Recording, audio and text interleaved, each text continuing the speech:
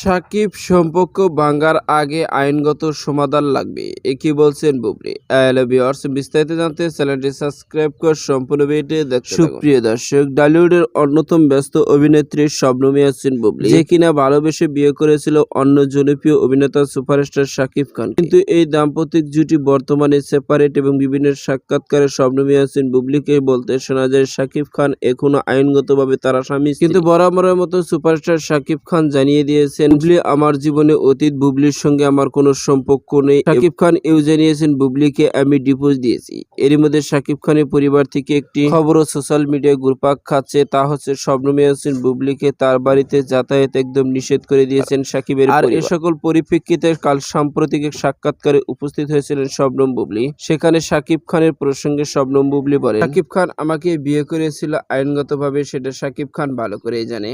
আর এখনো আমাদের ডিভোর্স হয়নি, সেটাও সাকিব ভালো করেই জানে। আমাকে সাকিব খানের কাছ থেকে সেপারেট করতে চাইলে আইনগতভাবে সমাধান করা লাগবে, সাকিব খান সেটা ভালো করেই জানে। আর সেই কারণেই বলবো, আমার সাথে সম্পর্ক ভাঙার আগে পারিবারিক ও আইনগতভাবে সমাধান চাই, এমনই মন্তব্য শবনম বুবলির। সুপ্রিয় দর্শক, ভিডিওটি আপনার কাছে ভালো লাগলে একটা লাইক দিন। নিত্য নতুন ভিডিও আপডেট পেতে চ্যানেলটি সাবস্ক্রাইব করুন। অসংখ্য ধন্যবাদ পুরো ভিডিও উপভোগ করার জন্য।